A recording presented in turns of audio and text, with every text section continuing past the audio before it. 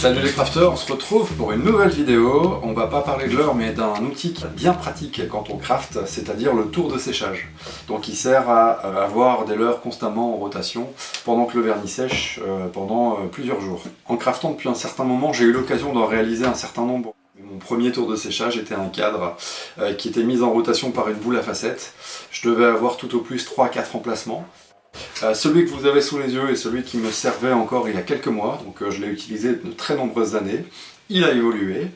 Au départ, il était simplement avec un axe en bois et un système de clips électriciens qui venait permettre de clipser des tubes qui tenaient différentes parties de mes leurres.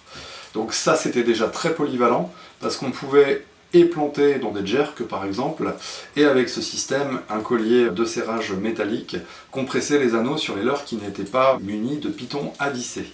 Donc déjà très polyvalent. En se diversifiant dans le craft, ce qui se passe, c'est qu'on est amené à faire des leurres plus techniques. Donc des leurres articulées à sangle, et du coup ce type de tour de séchage ne convenait plus. C'est la raison pour laquelle j'ai ajouté sur les extrémités des crochets avec 25-30 cm d'écart qui permettaient sur des swims ou articulés ou à sangle de venir les positionner comme ceci. Donc c'était déjà très pratique à l'époque. La seule chose, c'est que par ce tour de séchage, j'étais limité à 4 emplacements. Ce qui pouvait être sur certaines grosses commandes limitant et faire perdre du temps à reproduire les opérations plusieurs fois. Donc, tout ça pour vous dire que j'ai créé un tour de séchage en pièces 3D qui s'imprime avec une imprimante tout à fait conventionnelle. L'idée, c'est de vous partager les fichiers contre quelques euros. Mon autre version sera une variante avec la même structure, mais par contre, on a un système de U qui permettra de tenir des leurres à sangle, et ces U seront démontables pour le vernis, pour la peinture. En espérant que ça vous plaise, n'hésitez pas à ça, hein, toujours important dans la motivation. C'est parti! Qu'est-ce que je parle beaucoup?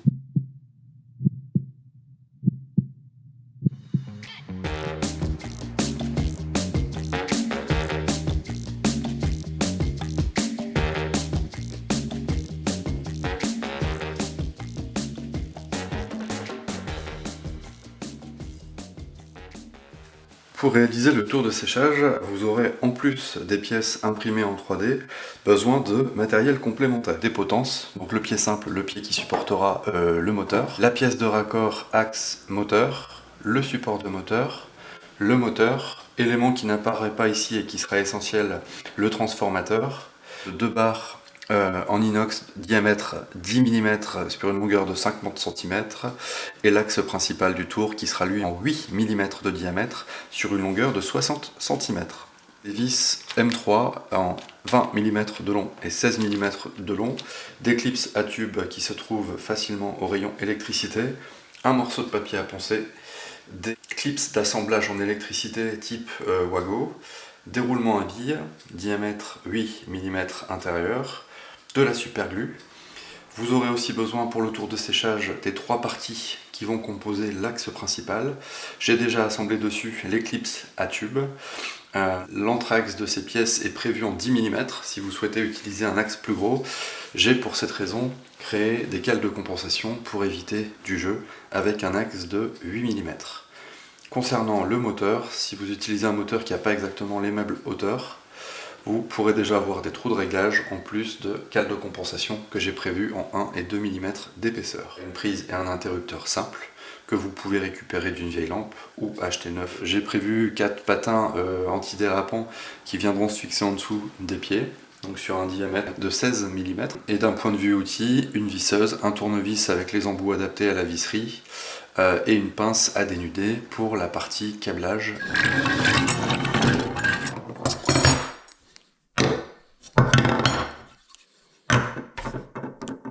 La potence sera équipée de 4 vis, donc 2 de chaque côté. Je vous conseille d'initier le pas de vis à la main.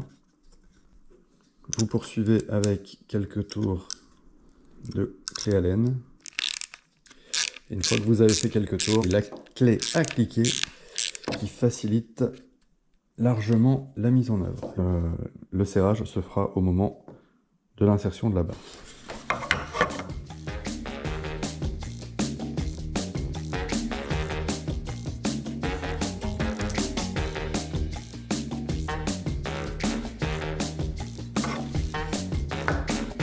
nous allons aussi préparer 4 roulements à billes.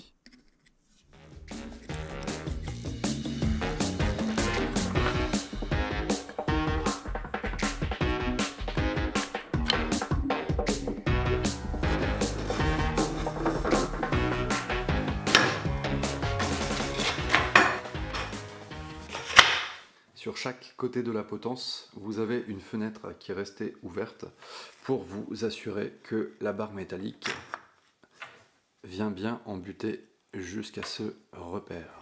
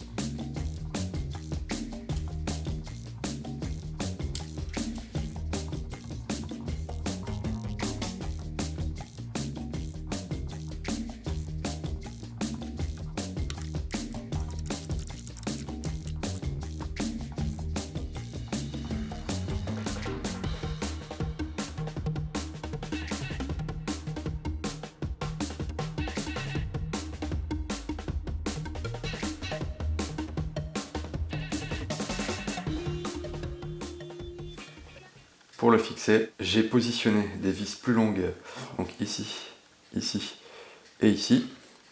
Même chose de l'autre côté. Vous voyez, elles ne sont pas serrées. Et du coup, une fois que nous avons donné quelques tours de vis, elles vont venir mettre en compression sur ces 3 points la barre. Et c'est ce qui fait que on pourra avoir quelque chose de complètement solidaire. Donc le support du moteur, le voici. Il est au préalable préparé pour avoir 2 fixations qui vont venir juste comme ceci. Étant donné que le pied a été imprimé à plat avec des supports d'impression, les trous qui ne traversent pas toute la structure sont obstrués par des supports à l'intérieur. Donc vous pouvez être amené à utiliser un petit foret pour aller nettoyer .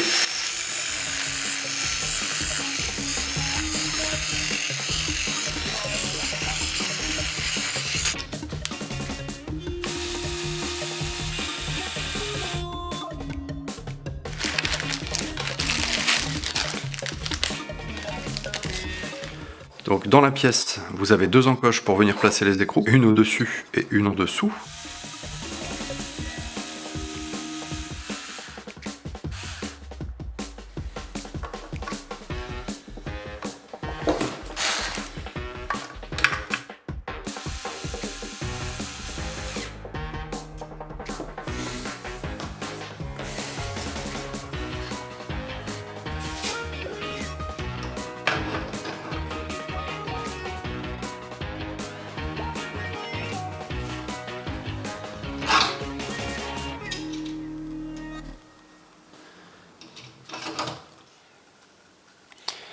Alors, le but étant de brancher le moteur avec le transformateur. J'ai réalisé mes 2 petites boucles que nous allons aplatir tout doucement. Donc rouge avec rouge. Voilà, et noir avec noir. Voilà, nous allons ensuite les resserrer.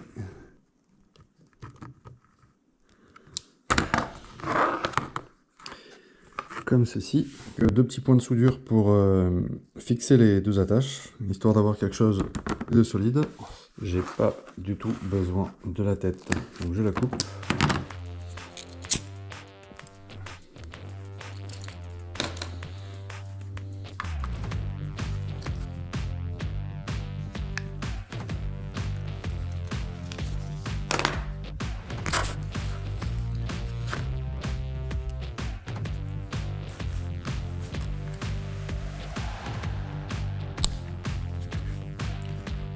De cette manière, on a une connexion propre et sécurisée.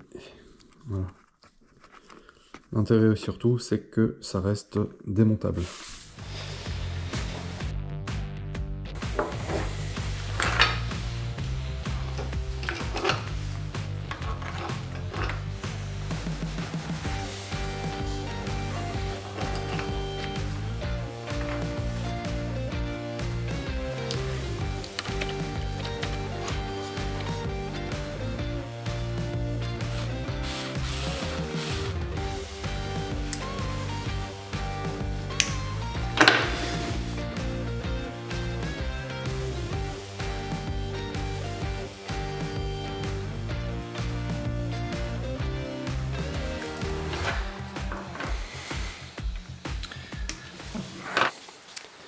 Pour que la pièce soit située parfaitement à égale distance de l'axe, nous allons serrer les vis d'un demi-tour en alternance.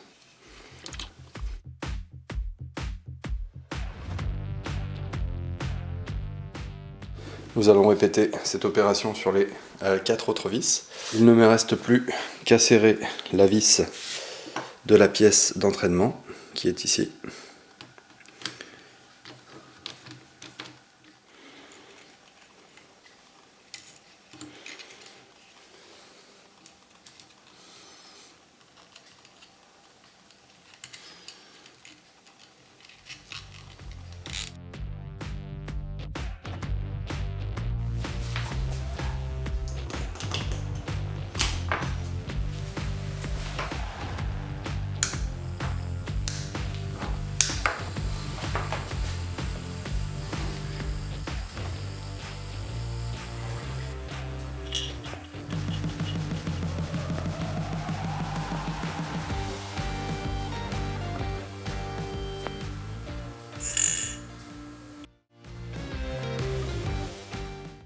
Le corps principal est exactement le même, seuls vous changez les 4 pièces de fixation des U. Attention à ne pas oublier les 8 cales de compensation.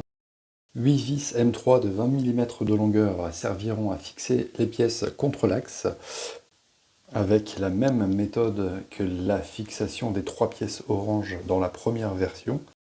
Pour les alignements, n'hésitez pas à vous servir du U le plus long. Des ergots orange vous permettront de fixer les U sur les 4 pièces principales. Alors pour vous expliquer un petit peu ce concept du U, ça va simplement être des structures imprimées en 3D qui vont se décliner en 3 tailles pour pouvoir mettre des leurres plus ou moins grands. En sachant qu'à chaque fois, il suffit simplement de quelques vis et d'écrous pour réunir les parties entre elles. Donc la seule chose que j'ai rajouté dessus sont des petits anneaux qui servent à fixer le leurre d'une extrémité à l'autre, et celui du bas sert à mettre un 3e point d'accroche pour éviter les vibrations. Pour vous donner un exemple un peu plus concret, ça ressemble à ça. Voilà, ça bouge pas, c'est fixe, et ça permet surtout de manipuler le leurre sans mettre les mains dessus, de la mise en peinture jusqu'aux couches successives de vernis. Plutôt touche à sa fin. Je souhaite bon courage à tous les téméraires qui vont se lancer dans l'impression des différentes pièces, s'engager dans la fabrication des 2 tours de séchage. Restez à l'affût, prochaine vidéo qui sera la vidéo Road Building 3, donc comment changer le sillon d'une canne. Salut les crafters.